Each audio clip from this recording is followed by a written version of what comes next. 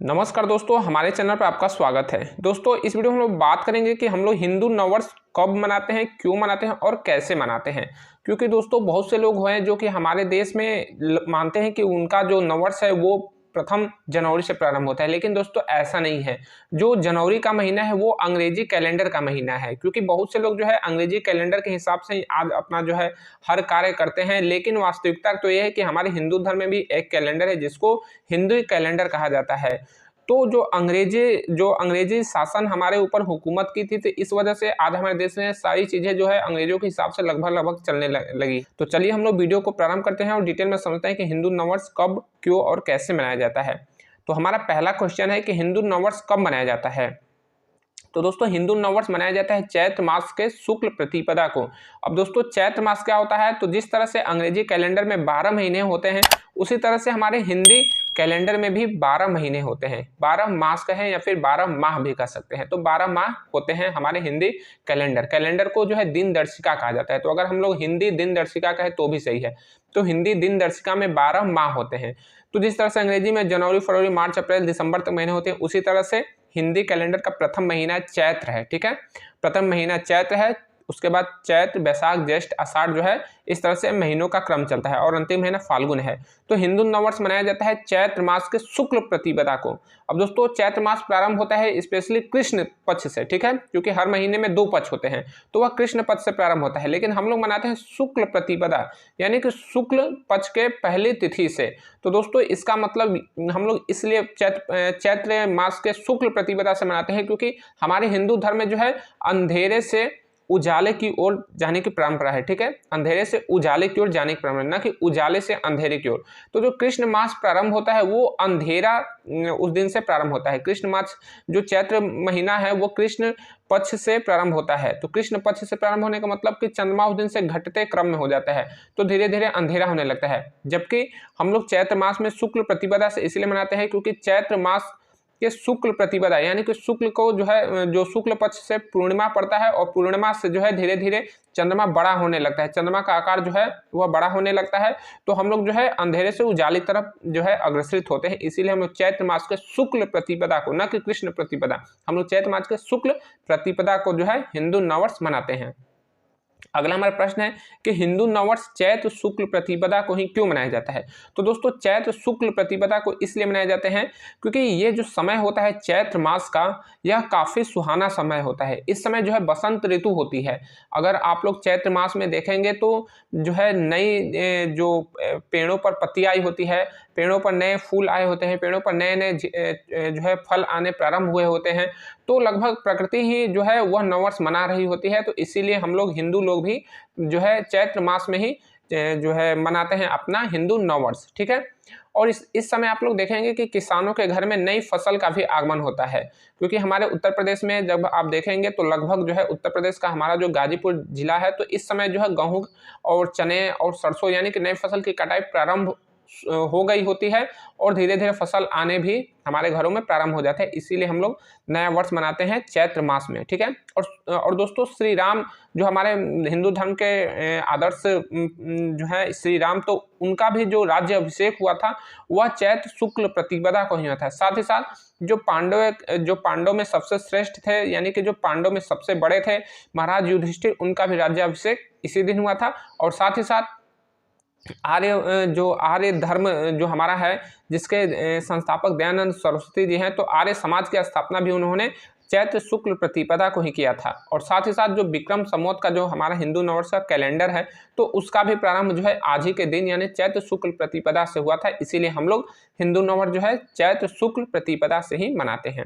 हमारा अगला प्रश्न है कि हिंदी कैलेंडर का प्रथम महीना कौन सा होता है। तो दोस्तों हिंदी कैलेंडर का प्रथम महीना होता है वो होता है चैत्र। जी हाँ दोस्तों, हिंदू कैलेंडर का प्रथम महीना चैत्र होता है। चैत्र, बैसाख, ज्येष्ठ, आषाढ़ और अंतिम महीना होता है फाल्गुन। फाल्गुन जो होता है वो हिंदू कैलेंडर का अंतिम महीना होता है। अगला हमारा प्रश्न है कि हिंदू वर्ष का प्रथम त्यौहार कौन सा होता है।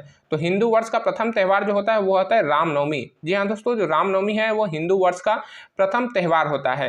क्योंकि जो हिंदू नववर्ष है वह प्रारंभ होता है चैत्र के शुक्ल पक्ष से, और शुक्ल पक्ष की प्रथम तिथि से ही ये जो है नवरात्रि प्रारंभ हो जाती है। तो नवरात्रि जो प्रारंभ होती है तो उसी के 9वें दिन जो है रामनवमी मनाया जाता है। तो रामनवमी जो है वह हिंदू नववर्ष का प्रथम त्यौहार मनाया जाता है। और हम लोग रामनवमी क्यों मनाते हैं? तो रामनवमी हम लोग इसलिए मनाते हैं क्योंकि इसी दिन यानी कि नवरात्रि के 9वें दिन ही श्री राम जी का जन्म हुआ था, इसीलिए हम लोग रामनवमी मनाते हैं। हमारा अगला प्रश्न है कि हिंदू वर्ष का अंतिम महीना कौन सा होता है? तो हिंदू वर्ष का अंतिम महीना होता है फाल्गुन। जी हाँ दोस्तों, फाल्गुन। और फाल्गुन खत्म कब होता है? तो फाल्गुन जो है होलिका के साथ खत्म हो जाता है, तो यह हिंदू वर्ष का अंतिम महीना होता है। अगला हमारा प्रश्न है कि हिंदू वर्ष का अंतिम त्यौहार कौन सा होता है? तो दोस्तों हिंदू वर्ष का अंतिम त्यौहार होली होता है। जी हाँ दोस्तों, होली। क्योंकि होली जो मनाया जाता है वह चैत्र जिस दिन से प्रारंभ होता है उसी दिन होली मनाया जाता है, यानी कि चैत्र जो महीना है वह कृष्ण पक्ष के साथ प्रारंभ होता है, तो कृष्ण पक्ष के प्रथम दिन ही होली मनाया जाता है। तो होली जो है वह हिंदू कैलेंडर के प्रथम महीने का यह प्रथम त्यौहार है, लेकिन हिंदू नववर्ष का यह अंतिम त्यौहार है, क्योंकि जो हिंदू नववर्ष होता है वह चैत्र कृष्ण पक्ष से ना प्रारंभ होकर चैत्र शुक्ल पक्ष से प्रारंभ होता है। तो चैत्र शुक्ल जो प्रथम तिथि होती है यहीं से नववर्ष प्रारंभ होता है। तो चैत्र का जो कृष्ण पक्ष है तो इसका जो अंतिम त्यौहार होता है वह होली होता है, और यही भारतीय जो वर्ष है, जो हिंदू वर्ष है, उसका यह अंतिम त्यौहार होता है। तो हिंदू वर्ष का अंतिम त्यौहार कौन सा होता है? तो वह होली होता है। अगला हमारा प्रश्न है कि एक हिंदी माह में कितने दिन होते हैं?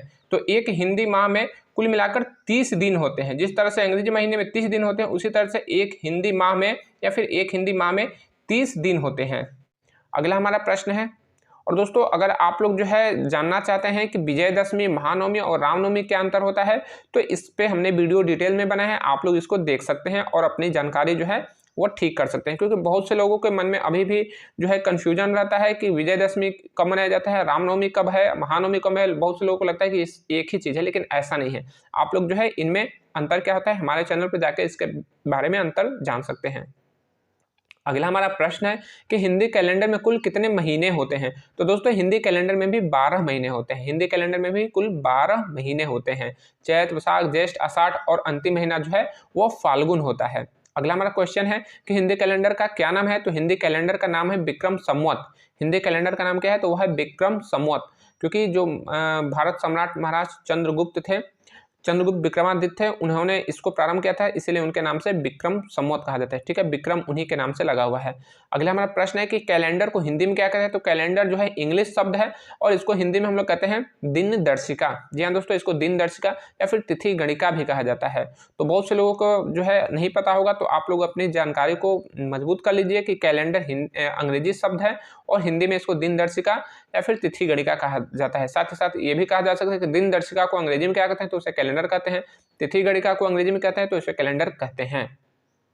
अगला हमारा प्रश्न है कि हिंदी दिन दर्शिका अंग्रेजी कैलेंडर से कितना वर्ष आगे है? तो हिंदी दिन दर्शिका जो है वह अंग्रेजी कैलेंडर से 57 वर्ष आगे है। जी हाँ दोस्तों, हिंदी कैलेंडर जो है अंग्रेजी कैलेंडर से 57 वर्ष पहले प्रारंभ हुआ था। और दोस्तों जो हमारा हिंदी कैलेंडर है उसको विक्रम संवत कहा जाता है। ठीक है, तो अभी 2024 जो हमारा नया जो अभी अंग्रेजी कैलेंडर का 2024 चल रहा है, तो यह हमारे हिंदी कैलेंडर का कौन सा वर्ष हो गया? तो इसमें अगर आप लोग 57 जोड़ देंगे ना तो ये आपका हिंदी आ जाएगा। ठीक है, तो 2024 में 57 जोड़ेंगे तो आपका हो जाएगा 2081। तो चैत्र मास के शुक्ल प्रतिपदा से जो हिंदू नववर्ष प्रारंभ हो रहा है तो वो जो है वो क्या होगा? तो वह विक्रम संवत 2081 होगा। ठीक है, विक्रम संवत 2081, क्योंकि अंग्रेजी कैलेंडर से हमारा 57 वर्ष पहले कैलेंडर प्रारंभ हुआ था, तो इसीलिए हम लोग 57 वर्ष ज़्यादा आगे हैं। अगला हमारा प्रश्न है कि विक्रम संवत का प्रारंभ किसने किया? तो विक्रम संवत का प्रारंभ जो है वह भारतीय सम्राट चंद्रगुप्त विक्रमादित्य ने किया था। अगला आपका प्रश्न है कि एक माह में कितने पक्ष होते हैं, एक माह में कितने पखवाड़े होते हैं? तो एक माह में 2 पखवाड़े होते हैं। ठीक है, एक माह में 2 पखवाड़े होते हैं, और यह जो पखवाड़ा होता है वह कितने दिन का होता है?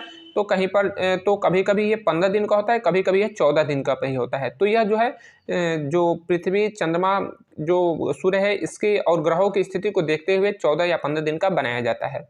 अगला हमारा प्रश्न है कि हिंदू नववर्ष में किस पखवाड़े से प्रारंभ होता है? तो हिंदू नववर्ष जो है वह स्पेशली कहा जाए तो शुक्ल पक्ष से प्रारंभ होता है। हिंदू नववर्ष की यहाँ पे बात की जाए। ठीक है, हिंदू नववर्ष, तो हिंदू नववर्ष जो है चैत्र शुक्ल प्रतिपदा से प्रारंभ होता है। तो चैत्र शुक्ल प्रतिपदा यानी कि शुक्ल पक्ष से यह प्रारंभ होता है। और हिंदी कैलेंडर का जो प्रथम महीना होता है जो चैत्र, वह किस पक्ष से प्रारंभ होता है? तो चैत्र जो है वह कृष्ण पक्ष से प्रारंभ होता है। मैंने आपको बताया कि जो होलिका के बाद जो है नया वर्ष प्रारंभ हो जाता है, तो नया वर्ष प्रारंभ होता है तो फाल्गुन महीना अंतिम होता है और चैत्र वहां से फिर प्रारंभ होता है। तो चैत्र महीना का जो प्रथम तिथि होता है वह कृष्ण पक्ष में आता है। तो चैत्र महीना का प्रथम तिथि कृष्ण पक्ष से आता है, तो इसीलिए यह सवाल जो है, यह प्रश्न है कि हिंदी कैलेंडर का प्रथम महीना किस पक्ष से प्रारंभ होता है, तो वह कृष्ण पक्ष से प्रारंभ होता है। तो कृष्ण पक्ष जो है अंधेरे का प्रतीक है, इसीलिए हम लोग नववर्ष जो है चैत्र के कृष्ण पक्ष में नहीं मनाते हैं, जबकि चैत्र के शुक्ल पक्ष में मनाते हैं। अगला हमारा प्रश्न है कि हिंदू नववर्ष को आंध्र प्रदेश में किस नाम से जाना जाता है।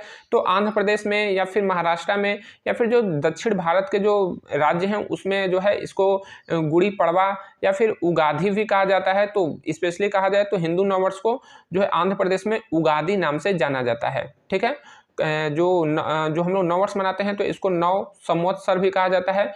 तो आंध्र प्रदेश महाराष्ट्र में इसको उगादि के नाम से जाना जाता है। अगला हमारा क्वेश्चन है कि हिंदू नववर्ष को जम्मू कश्मीर में किस नाम से जाना जाता है।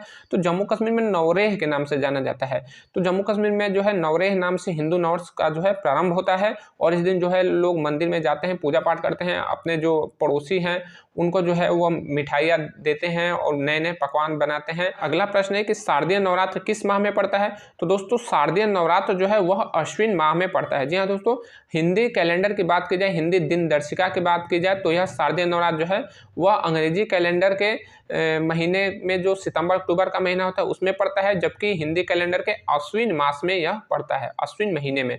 जबकि जो वासंतिक नवरात्र होता है तो वह चैत्र महीने में पड़ता है। जो दोस्तों जो शारदीय नवरात्र है तो इसको शारदीय नवरात्र इसीलिए कहा जाता है क्योंकि यह शरद ऋतु का जो है एक कहिए तो समय होता है, क्योंकि गर्मी जा रही होती है और ठंडी का आगमन हो रहा होता है। तो उस समय जो है वह जो नवरात्रि मनाई जाती है इसीलिए उसको शारदीय नवरात्र कहा जाता है।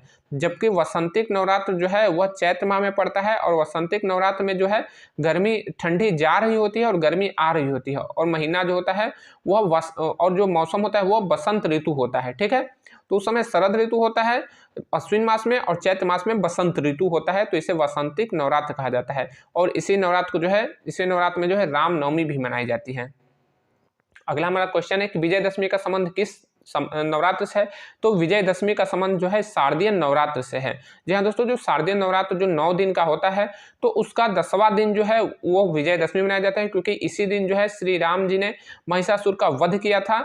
महिषासुर नहीं, रावण का वध किया था। ठीक है, तो रावण का वध किया था और जो वध करने का जो तिथि था वो 10वें दिन था, तो इसीलिए विजयदशमी मनाया जाता है। ठीक है, जो कि श्री राम जी ने रावण का वध किया था, इसीलिए हम लोग जो है नवरात्र नवरात्र जो है 9 दिन जो खत्म हो जाते हैं तो विजयदशमी मनाते हैं। तो आपने देखा हो कि हमारे जो शहर होते हैं वहाँ पे बड़े बड़े रावण के जो है पुतले तैयार किए जाते हैं और श्री राम जी है उनको तीर मारते हैं। ठीक है, तो इस वजह से हम लोग विजयदशमी इस तरीके से मनाते हैं।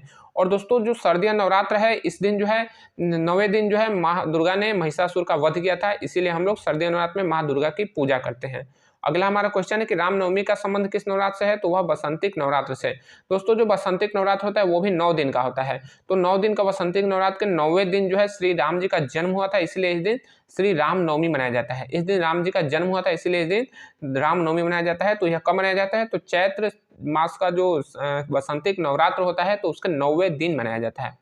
अगला हमारा प्रश्न है कि एक हिंदी वर्ष में कुल कितने दिन होते हैं। तो ये 354 दिन होते हैं। जी हाँ दोस्तों, जो अंग्रेजी कैलेंडर में 365 दिन होते हैं तो उसमें से 11 दिन कम होते हैं हिंदी कैलेंडर में, हिंदी दिन दर्शिका में। तो एक वर्ष में 354 दिन होते हैं। ठीक है, 354 दिन होते हैं। दोस्तों भारतीय जो दिन दर्शिका यानी कि भारतीय जो कैलेंडर है यह काफ़ी महत्वपूर्ण कैलेंडर है। यही इसी कैलेंडर के हिसाब से जो अंग्रेजों ने कैलेंडर बनाया था वह भारत के कैलेंडर के हिसाब से बनाया था, लेकिन सबसे सटीक गणना कौन सा कैलेंडर करता है, तो वह हमारा विक्रम संवत ही करता है। तो दोस्तों आज जो है हम पे अंग्रेजों ने शासन किया और पूरा जो है हमारा शिक्षा प्रणाली जो है वह अंग्रेजियों ने अपने तरीके से बना दिया।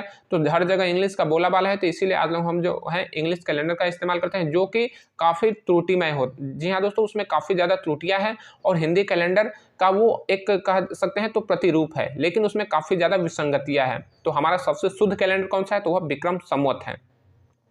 दोस्तों आपसे एक अगला जो है अंतिम क्वेश्चन है, अंतिम प्रश्न है, तो हमें कमेंट बॉक्स में जरूर बताइएगा कि हिंदू कैलेंडर के द्वितीय महीने का क्या नाम है। मिलेंगे अगले वीडियो में, तब तक के लिए जय हिंद।